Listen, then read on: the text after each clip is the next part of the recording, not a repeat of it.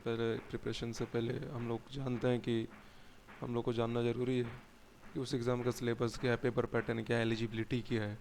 और यूपीएससी के सिलेबस के बारे में तो सबको मालूम है ऑलमोस्ट, बट फिर भी जो न्यू एस्पिरेंट है वो हमेशा कंफ्यूज हो जाता है कि क्या चेंजेस हुआ है कि नहीं, क्या सिलेबस क्या है। क्योंकि जो पहले जो रेगुलर एस्पिरेंट, जो पहले के एस्पिरेंट है, उनको तो मालूम ही है कि जिसने प्रिपरेशन कर चुका ऑलमोस्ट, जिसको 1 ईयर हो चुका है या फिर जिन्होंने एग्ज़ाम अटेम्प्ट कर चुके हैं, उनको मालूम है कि पेपर पैटर्न क्या है और सिलेबस क्या है। और जो न्यू एस्पिरेंट है वो हमेशा कंफ्यूज हो जाता है, क्योंकि किसी भी वेबसाइट पे कुछ अलग है, सब कुछ सेम थिंग, बट क्या थोड़ा कुछ टॉपिक्स आगे पीछे रहते हैं, इसकी वजह से कंफ्यूज हो जाते हैं।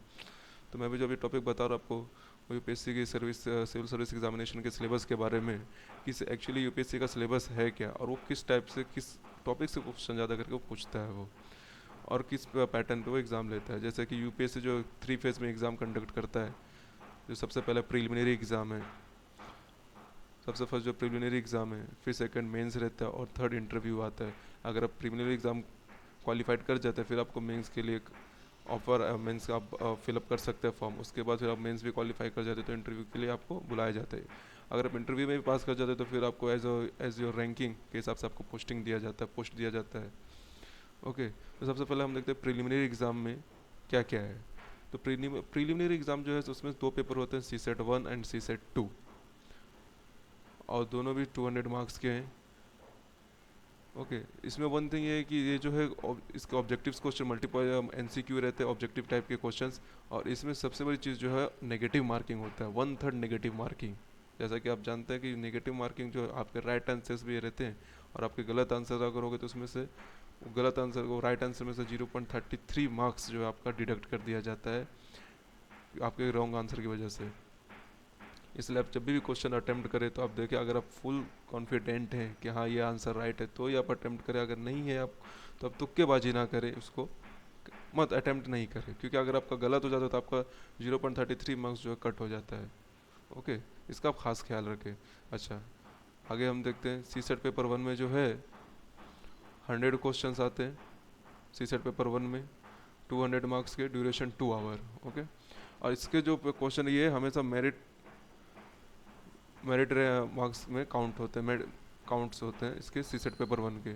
इसमें जो टॉपिक है, जैसे current events of national and international importance. Current events और नेशनल यानी कि हमारे इंडिया में जो करंट अफेयर कह लें या करंट इवेंट्स कह लें या फिर नॉलेज के लिए, जो डे टू डे चलता रहता है उसके ऊपर पूछा जाता है। जैसे कि बहुत सारे करंट इवेंट्स चलते रहते हैं अभी, जैसे इस साल तो 2016 का एग्ज़ाम जो है 7 अगस्त को है। इसके बाद जो है 7 अगस्त को, जैसे सितंबर है, सितंबर से लेकर नेक्स्ट 2017 के जुलाई तक के जो भी करंट इवेंट्स होते हैं, आप इसको पढ़ें और उसी से क्वेश्चन पूछे जाएंगे ज़्यादा करके। इंटरनेशनल इंपॉर्टेंस में जैसे कि अभी सबसे जो एग्जांपल चल रहा है, ब्रेक्सिट जो है, ब्रिटेन ब्रिटेन जो है अलग हुआ यूरोप यूनियन से, उसकी वजह क्या, उसका रीज़न, 4 ऑप्शन दिए जाएंगे, उसका रीज़न पूछा जाएगा। ऑलमोस्ट इसी टाइप से क्वेश्चंस रहते हैं। मैं आपको बाद में वीडियो दूसरा अपलोड करूंगा जिसमें आपको बताऊँ किस टाइप के क्वेश्चंस रहते हैं, और जो क्वेश्चन पेपर जो आए आ चुके 2-3 साल के, उसको मैं आप सॉल्व करके बताऊंगा। सेकंड जो टॉपिक है, history of India and Indian national movement. देखिए, हिस्ट्री ऑफ इंडिया और इंडियन नेशनल मूवमेंट में बहुत डिफरेंट है। और इसके साथ एक और आता है arts and culture. Okay, history of India का ऐसा है कि जैसे हिस्ट्री ऑफ इंडिया में एंशेंट आ गया, मिडाइवल हो गया एंड मॉडर्न हो गया, ये 3 आते हैं। इसको मध्य का 3 आते हैं हिस्ट्री ऑफ इंडिया में। एंशेंट से भी ऑलमोस्ट ज़्यादा क्वेश्चन, 3 से 4 क्वेश्चन आते हैं एंशेंट से। मेडिएवल से बहुत कम आते हैं। एंड इंडियन नेशनल मूवमेंट से भी क्वेश्चंस पूछे जाते हैं। आर्ट्स एंड कल्चर से सबसे ज़्यादा आते हैं। एक वीडियो अब आप आर्ट्स एंड कल्चर के ऊपर अपलोड करूँगा, इससे सबसे ज़्यादा आर्ट्स एंड कल्चर से पूछे जाते हैं। इंडियन एंड वर्ल्ड ज्योग्राफी, इससे भी क्वेश्चंस अच्छे खासे आते हैं। Indian and polity and governance, Indian polity के लिए सबसे बेस्ट बुक जो है एम लक्ष्मीकांत की, अगर आप उसे एक बार रेफ़र कर लेते हैं, अच्छे से पढ़ लेते हैं, तो आपको इंडियन पॉलिटी में आई बेट यू कोई भी आपको चैलेंज नहीं कर सकता अगर आप वो बुक अच्छे से पढ़ लेते हैं, क्योंकि इसमें जो पूरी डिटेल में बताया गया है, ऑलमोस्ट क्वेश्चन उसी से ही आते हैं। आपका 80% इंडियन पॉलिटी का क्वेश्चन इसमें कवर हो जाता है। Economic and social development, sustainable development, economic के ऊपर बहुत सारी वेबसाइट्स पे भी लेक्चर्स अपलोडेड हैं। एंड इसके लिए बुक जो आपको एनसीईआरटी की बेस्ट बुक है, और रमेश सिंह जो हैं उनकी बुक भी बहुत अच्छी है, उनकी बुक भी रेफ़र कर सकते हैं आप। सोशल सेक्टर से जनरेशन एनवायरनमेंट इकोलॉजी, इसमें भी आपको डीपली पढ़ने की जरूरत नहीं, ओवरव्यू आपको जानना है कि what is a biodiversity, what is a ecology, what is environmental, इसमें क्या क्या चेंजेस है, जैसे चेंज हैं, फूड चेंज है, फूड वेव रहते हैं, इन सब के बारे में ओवरव्यू पढ़ लेंगे तो आपको हो जाएगा, इसमें स्पेशलाइजेशन करने की जरूरत नहीं। जनरल साइंस है, जनरल साइंस के लिए तो सबसे बेस्ट मैं आपको बोलूँगा जो एनसीईआरटी की बुक्स है, 9th स्टैंडर्ड से लेकर 9, 10th, 11, 12 ये 4 बुक आप रेफ़र करते हैं, अगर इसको अच्छे से पढ़ लेते हैं तो आपका जनरल साइंस भी ऑलमोस्ट कवर हो जाएगा। तो ये जो क्वेश्चन, ये जो सीसेट पेपर 1 में है, ये ऑलमोस्ट एक कंपलसरी मेरिट लिस्ट के लिए ये काउंट किए जाते हैं, आपको बता दूं मेरिट लिस्ट के लिए ये काउंट होगा। इसमें से आपको स्कोरिंग करना पड़ता है, इसमें से आपका कट ऑफ आएगा। ओके, मेरिट लिस्ट का। ओके, अब ये सीसेट पेपर 2, सीसेट पेपर 2 जो है ये क्वालिफाइंग पेपर है। पहले जो थे ये 2014 से पहले ये भी कंपलसरी था, ये भी मेरिट का मार्क्स के लिए काउंट किया जाता था, इसमें भी कट ऑफ निकालना पड़ता था। बट इसमें जो क्वेश्चन आते थे 8 क्वेश्चन इंग्लिश के लिए आते थे, जो सिर्फ इंग्लिश ही में आपको उसका आंसर देना है। तो इसके लिए जो हमारे हिंदी के जो स्टूडेंट हैं, जो लोग हिंदी लैंग्वेज से स्टूडेंट एग्ज़ाम देते थे, उनको तकलीफ होती थी, इसलिए गवर्नमेंट ने इसको क्वालिफाइड करवाया, कंपलसरी है, मेरिट में अब ये काउंट नहीं होता है। क्वालिफाई के बाद भी इसको आपको 33% जो मार्क्स आपको स्कोर करना होता है, इसका मिनिमम कट ऑफ जो है 200 मार्क्स में से। इसमें एक अच्छी बात है कि सिर्फ 80 क्वेश्चन से आते हैं, इसमें ड्यूरेशन 2 आवर्स से आपको 33% जो मार्क्स है ऑलमोस्ट आपको 66 मार्क्स कवर करने पड़ते हैं, और 30 to 32 क्वेश्चन आपको सॉल्व करने पड़ते हैं जो कि राइट हो। इसमें भी आप ख्याल रखिए रॉन्ग हो, इसमें जो अनसीन पैसेज कॉम्प्रिहेंशन जो आते हैं, पैसेज रहते हैं, उसको आपको सही से सॉल्व करना है। बट अगर आप उसको नहीं भी सॉल्व करते हैं तो आप जैसे लॉजिकल रीजनिंग हो गया, analytical ability and decision general mental ability, इसमें जो क्वेश्चन आता है अगर आप इसको सही से सॉल्व कर ले तो आपका ये 33% इसमें ही कवर हो जाता है।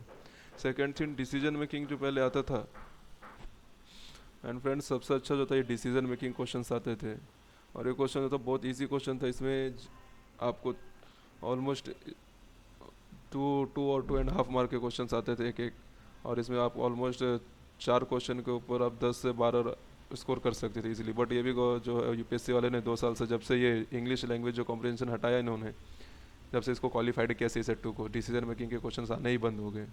प्रॉब्लम सॉल्विंग से इसमें क्वेश्चन बहुत कम आते हैं। हाँ, बेसिक न्यूमरेसी इस समय भी आप निकाल सकते हैं। जो मोस्टली जो आपको टारगेट करना है logical and general mental ability, ये जो दो है logical and general mental ability, इसको आपको टारगेट करके चलेंगे तो आपको बहुत अच्छा स्कोर हो सकता है। एंड कॉम्प्रीहेंशन में भी आपको जो पैसेज आते हैं अनसीन पैसेज, इसमें भी आप देख के इसमें भी आप कवर कर सकते हैं। बट क्या है, अगर आपकी इंग्लिश कम्युनिकेशन अच्छी है, इंग्लिश अच्छी है, तो आप इसमें स्कोर कर सकते हो। बट आप कुछ थोड़ा वीक है तो प्रैक्टिस करेंगे तो ये भी आपका अच्छा हो जाएगा। ओके, तो so that's is in preliminary exam. Next जो है हम मेंस का देखेंगे अभी थोड़ी। ओके, जो मेंस एग्जामिनेशन है, आप अगर जैसा मैंने आपको पहले बताया प्रीलिमिनरी में क्वालिफाई होने के बाद मेंस के लिए आपको बैठने का मौका मिलता है। मेंस में जो है तो सबसे पहले जो क्वालिफाइंग पेपर इसमें भी है इंग्लिश, एंड एक इंग्लिश है और एक सेकंड इंडियन लैंग्वेजेस है। ये दोनों भी क्वालिफाइंग पेपर है। इस वजह से यहाँ पे लिखा है paper will not be counted for merit list but 30% marks in Indian language and minimum 25% marks in English you have to score. Okay, so English में जो है ये भी 3 आवर्स का पेपर है, 250 मार्क्स के लिए आते हैं। और इसमें भी शॉर्ट ऐसे आपको ऐसे लिखना, 2 ऐसे आते हैं, अनसीन पैसेज इसमें भी है, प्रीसीज सेंटेंस यानी ग्रामेटिकल है। ये अगर आप इंग्लिश अगर एक 1 वीक अगर अच्छे से आप करेंगे तो ये आप आराम से इजीली स्कोर कर सकते हैं। सेकेंड जो इंडियन लैंग्वेज है, सेकेंड जो इंडियन लैंग्वेज है, तो इंडियन लैंग्वेज में से 22 लैंग्वेज जो हमारे अंडर शेड्यूल नंबर 8 में आता है। ओके, तो 22 लैंग्वेजेस हैं। ये 22 लैंग्वेजेस में सबसे पहले जैसे आसामी, बंगाली, गुजराती, हिंदी, कन्नड़ा, कश्मीरी, कोंकणी, मलयालम, मणिपुरी, मराठी, नेपाली, उड़िया, पंजाबी, संस्कृत, सिंधी, तमिल, तेलुगु, उर्दू, बोडो, डोगरी, मैथिली, संथली, ये 22 लैंग्वेजेस है। इसमें से आप कोई भी सेलेक्ट कर सकते हो, जो भी जिसमें आपने स्पेशलाइजेशन किया हो या डिग्री का टाइम लिटरेचर आपने इसमें किया हो, आप इसको सेलेक्ट करके इसमें भी same as usual same question आते हैं जैसे कि वो इंग्लिश में पूछे गए हैं। जैसे कि आप देख रहे हैं कि इंग्लिश में पूछे गए हैं, उसी टाइप में हिंदी में भी आते हैं। हिंदी में आपको जैसे इसमें शॉर्ट ऐसे तो इसमें निबंध लिखना होता है, इसमें भी पैसेज दिए जाते हैं, इसमें से आपको राइट आंसर निकाल के लिखना पड़ता है। ग्रामर इसमें भी रहते हैं, फिल इन द ब्लैंक्स ऐसे इसमें भी रहते हैं। तो इसका भी जो है इस दोनों भी कंपलसरी, पेपर तो कंपलसरी है बट इसमें ऑप्शंस आपको सेलेक्ट करना है। और इंग्लिश तो कंपलसरी है, इसमें भी 3 आवर ड्यूरेशन है और 250 मार्क्स के। अच्छा, इसमें जो आप हिंदी मीडियम से एग्ज़ाम दें या इंग्लिश मीडियम से, इंग्लिश तो आपको कंपलसरी ही क्वालिफाइड पेपर रहेगा। आप किसी भी लैंग्वेज में एग्ज़ाम दें बट इंग्लिश जो आपको कंपलसरी रहेगा ही रहेगा। ओके, इसके बाद जो है आप इन दोनों में क्वालिफाइड कर जाते हो, उसके बाद ही आपका जो नेक्स्ट जनरल स्टडीज़ पेपर वो चेक किया जाएगा, वो चेक किया जाएगा। अगर आप उसमें क्वालिफाई नहीं करते तो आपका पेपर चेक भी नहीं किया जाएगा, तभी आपका पेपर चेक किया जाएगा। इसमें भी जनरल स्टडीज़ में पेपर 2 से पेपर 5 तक जो है आपका जनरल स्टडीज़ है, उसके बाद ऑप्शनल्स आ जाते हैं। ओके, जो जनरल स्टडीज़ के जो पेपर हैं, सबसे पहले पेपर के उनको जैसे ऐसे है, GS paper 1, GS paper 2, GS paper 3, GS paper 4। इसके बाद जो ऑप्शनल्स है, जो भी आप ऑप्शनल सेलेक्ट करते हैं वो है। टोटल जो 250 मार्क के सब क्वेश्चंस रहते हैं, 250 250 250 टोटल हो गए वो 1750। इसमें भी कट ऑफ होते हैं। पेपर 6 एंड 7 जो है वो ऑप्शनल्स है। मेनली जो पर्पज है इस क्वेश्चंस को पूछने का है, the question is likely to evaluate the candidates basic understanding of all relevant issues. जो क्वेश्चन जो आते हैं ऐसे ऐसे तो खैर ऐसे में जो है आपको part A part B 2 part आते हैं 250 मार्क्स के। 125 के 2 क्वेश्चंस रहते हैं, ऑप्शंस रहते हैं। पार्ट ए में 5 to 6 ऑप्शंस रहेंगे टॉपिक्स, पार्ट बी में भी रहेंगे और आपको उस पर किसी एक पे सेलेक्ट करके लिखना है। जो मैंने आप जो लिखते हैं ऐसे ऐसे to write an essay on a specific topic, marks will be given for effective and exact expression. Okay, तो ऐसे आप कवर कर सकते हैं। पेपर 2 जो है ये जनरल स्टडीज़ 1, इसमें जो हिस्ट्री से आता है, Indian heritage and culture, history and geography of the world and society. Okay, सबसे पहले हम टॉपिक देख लेते हैं, मोस्टली क्या क्या टॉपिक आते हैं, ज़रूरी नहीं। Okay, Indian culture will cover the silent aspect of arts form, literature and architecture from ancient to modern times. Second, Indian history from about the middle of 18th century until the present, significant events, personalities issue. The freedom struggle, its various stages and important contribution from different parts of the country. Post-independence, consolidation and reorganization within the country. History of the world will include events from 18th century such as Industrial Revolution, important, World War, not so important, पहले questions आते थे world war paper, अब उतने नहीं आते हैं। Redraw of national boundaries, colonization, decolonization, political philosophies like communism, capitalism, socialism, etc. Their forms and effects on the society. देखिए world war पे तो बीच में बहुत सारे सालों से क्वेश्चंस पूछे नहीं गए, पहले पूछे जाते थे, बट अभी जो वर्ल्ड की सिचुएशंस हैं उस पर हो सकता है अभी क्वेश्चंस पूछे जाए कि जो वर्ल्ड वार 3 में भी बहुत सारे का कहना है कि वर्ल्ड वार 3 भी हो सकता है, तो इससे इंडिया पे क्या इफेक्ट पड़ेगा, इंडिया का क्या नुकसान हो सकता है और इंडिया के रिलेशंस कैसे बाहर वालों के साथ, इस पर भी आपको क्वेश्चन पूछे जा सकते हैं। Okay, redraw of boundaries and redraw of national and boundaries, ये तो नॉर्मल क्वेश्चंस हार्डली पूछे जाते हैं, बट पूछे जाते तो हमारे जो नेबर कंट्रीज सब हैं इनके ऊपर आप लिख सकते हैं best. Okay, silent feature of Indian society, diversity of India, ये हमारे इंडियन सोसाइटी के बारे में। Role of women and women's organisation, population and society issues, poverty and development issue, urbanization, their problems and their remedies. Effect of globalization of Indian society, social empowerment, communalism, regionalism and secularism, silent feature of world's physical geography. Okay, distribution of key natural resource across the world, factor responsible for the location of primary, secondary, and tertiary sector industries in various parts of the world, including India. Important geophysical phenomena such as earthquake, tsunami, volcanic activity, cyclone, etc. Geographical features and their location changes in critical geographical features. देखिए जो questions मैं पढ़ रहा हूँ ये तो ऐसे समझ में आने वाला नहीं है, जैसे आप टॉपिक का ओवरव्यू कर सकते हैं, बट जब आप question paper actual question paper देखेंगे आप, तब आपको पता चलेगा कि क्वेश्चन किस रिगार्डिंग से पूछा गया, किस टाइप से क्वेश्चन पूछे जाते हैं, एंड जो करंट है उसको कैसे पास्ट से रिलेट किया जाता है, कैसे पास्ट से रिलेट करके वो क्वेश्चन पास्ट से रिलेट करके क्वेश्चन पूछते हैं, और हमें क्या लिखना है एग्जैक्टली। ये नहीं कि हमसे पूछा जाए कुछ और हम लिखे कुछ और। बहुत लोग हैं जैसे पेपर भर के आ जाते हैं, हाँ इन्होंने पूछा, जैसे लास्ट टाइम भी को 2013 में क्वेश्चन आया था संगम लिटरेचर के ऊपर, तो बहुत लोग ने संगम लिटरेचर को लिख दिया था, हाँ, संगम लिटरेचर ये ऐसा है ना वैसा है। बहुत लोग ने ये भी लिखा कि भाई जो हमारे करंट इंडिया में जो अभी पॉलिटिक्स चल रही है, एडमिनिस्ट्रेशन चल रहा है, वो संगम लिटरेचर के अकॉर्डिंग संगम लिटरेचर से कैसे रिलेट कर सकते हैं हम उसको। तो सबका अपना लिखने का जो टाइप्स है वो अलग है, बट आपको मेन सबसे जो बड़ी बात है, सबसे important, the very very important thing is आपको क्वेश्चन समझ में आना चाहिए कि क्वेश्चन कह क्या रहा है, क्वेश्चन क्या पूछ रहा है। अगर आप ये समझ गए तो समझ लिया आपका प्रॉब्लम ही सॉल्व हो गया। क्योंकि यूपीएससी में जो क्वेश्चन, मेंस में जो क्वेश्चन पूछे जाते हैं, सबसे चैलेंजिंग रहता है कि क्वेश्चन पहले स्टूडेंट समझे, कैंडिडेट समझे उसको क्वेश्चन कह क्या पूछ क्या रहा है। अगर आप क्वेश्चन समझ गए तो आपको इजीली आपको क्वेश्चन आंसर लिखना है, क्योंकि आपको कुछ रट्टा तो मारना नहीं है, ना ये डिग्री का है, ना ये 10th एसएससी या एचएससी का है कि आपको जो बुक्स में पूछे गए बुक्स के क्वेश्चन आने वाले नहीं। ये तो आपके ऊपर आपका पूरा ओवरव्यू है। ये आपको कहाँ से मिलेंगे आंसर, जैसे अगर आप न्यूज़पेपर एवरीडे पढ़ रहे हैं, जैसे द हिंदू है, इंडियन एक्सप्रेस है, तो आपको उससे फीड पूरा फॉर्डर मिल सकता है कि आपको क्या लिखना है। आपको पेपर कटिंग करके कोई डायरी नहीं बनानी है, कोई फाइल नहीं तैयार करना है, कुछ नहीं। आप एक भी टॉपिक कोई उठा ले और उसको क्वेश्चन सॉल्व उस पर आप लिखे टॉपिक के ऊपर, तो आपको पता चल जाए कि हमारी जो लिखने की हैबिट है वो कहाँ तक है, हमारे लिखने का जो प्रैक्टिस है कैसा हो रहा है। जैसे सबसे इससे भी बेस्ट एग्जांपल है कि आप क्वेश्चन पेपर सॉल्व करते बैठे, क्वेश्चन पेपर आप सॉल्व करेंगे तो आपको पता चले कि हाँ हमें क्या लिखना। हमारे माइंड में जब क्वेश्चन पेपर हम क्वेश्चन पढ़ते हैं तो हमारे माइंड में क्या आ रहा है वो चीज़, कि हम कितने पॉइंट्स को याद रख सकते हैं, किस तरह उसको एवेल्यूएट कर सकते हैं।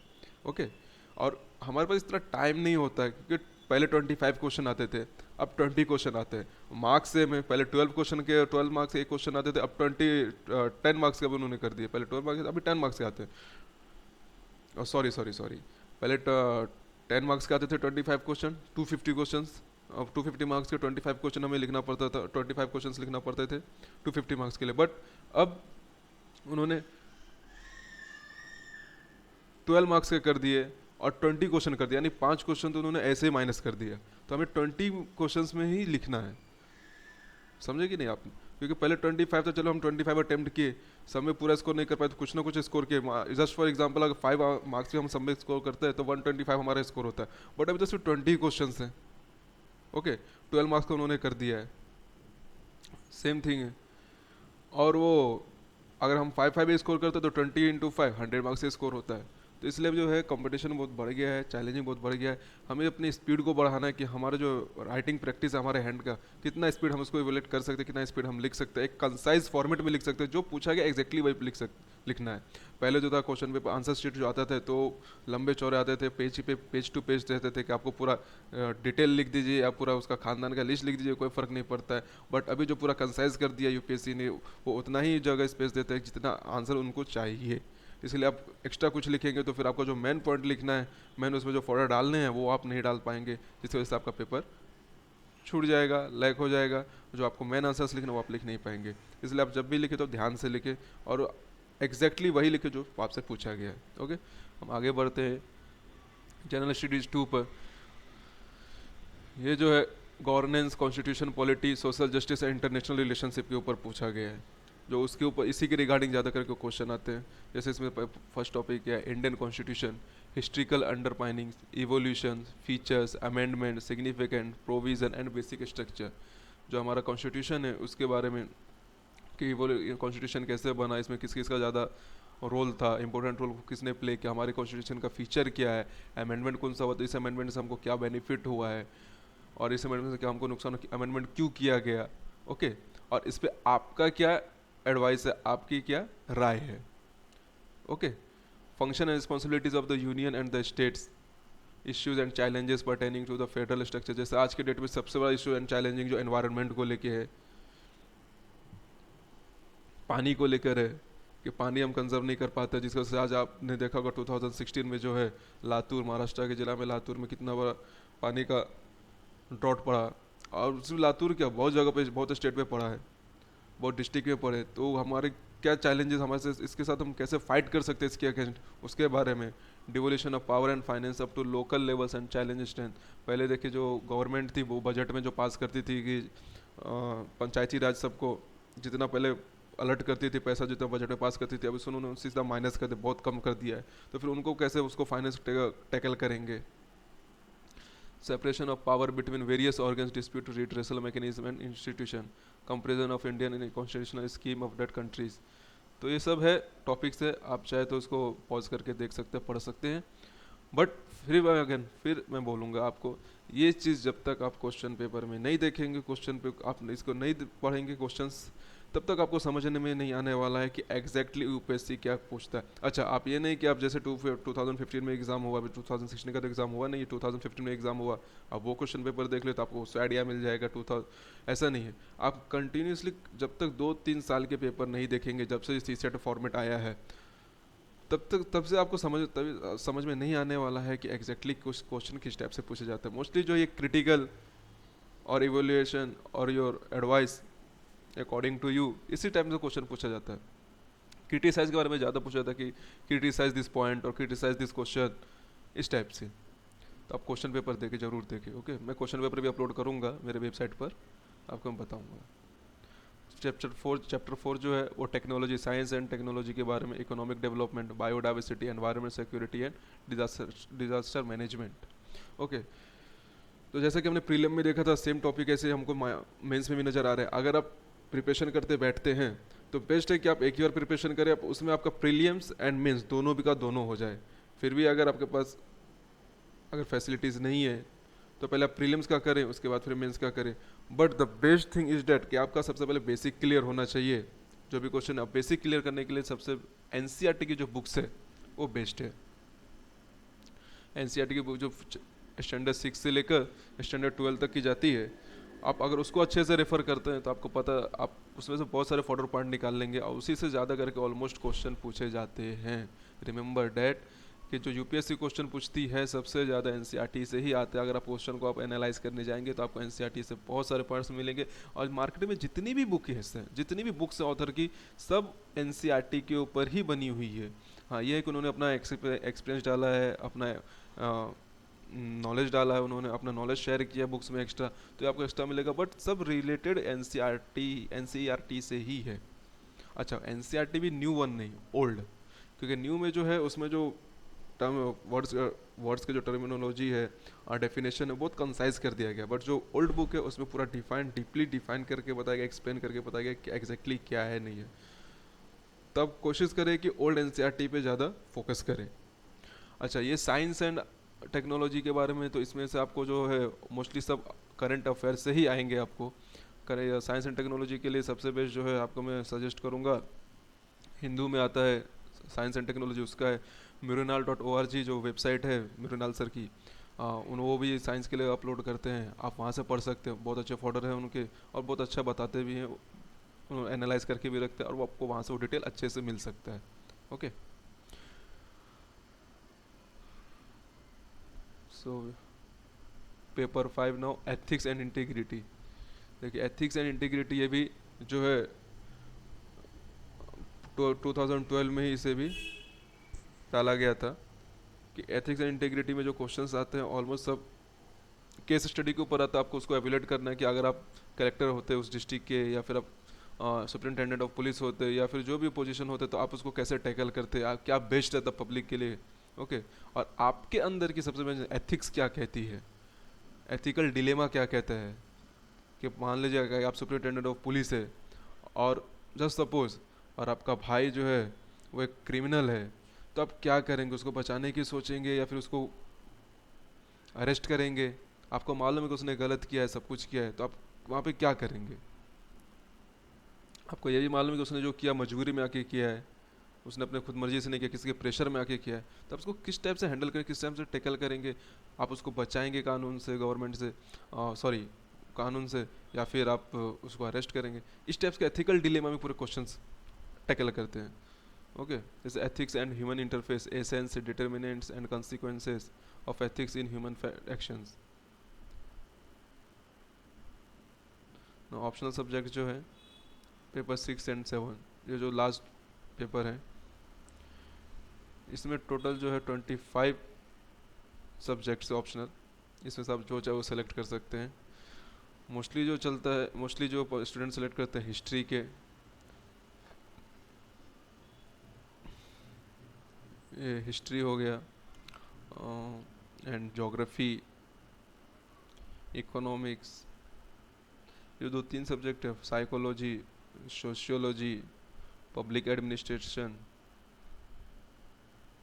ये जो 2-3 सब्जेक्ट है बहुत ज़्यादा स्टूडेंट सेलेक्ट करते हैं, क्योंकि उनको इसके बारे में इंस्टीट्यूशन है, यूपीएससी इंस्टीट्यूशन, वो भी इसके बारे में पढ़ाते हैं ज़्यादा करके। जैसे अभी मान लीजिए आप मैनेजमेंट कर लेते हैं, तो बहुत सारे इंस्टीट्यूट जो मैनेजमेंट कर रहे हैं नहीं बताते, आपको खुद से सेल्फ स्टडी करना पड़ता है। और आपको इंस्टीट्यूट जाना है तो ये सब उसके पास, उनके पास जो है यही सब ऑप्शंस रहते हैं। तो जिसमें भी आपने लिटरेचर किया है या फिर आपने आप स्पेशलाइजेशन आपने किया है, वो आप ले सकते हैं। जैसे साइंस स्टूडेंट के लिए बॉटनी, केमिस्ट्री, सिविल इंजीनियर के सिविल इंजीनियरिंग, कॉमर्स वालों के लिए कॉमर्स एंड अकाउंटेंसी। यूपीएससी ने सबको फैसिलिटीज़ दे के रखी है, आपको जो अच्छा लगे आप जिसमें आपने स्पेशलाइजेशन किया आप वो सेलेक्ट कर सकते हैं। So guys, that is it's for today. Okay, syllabus में और कुछ भी हो, और आपको कुछ भी पूछना हो तो आप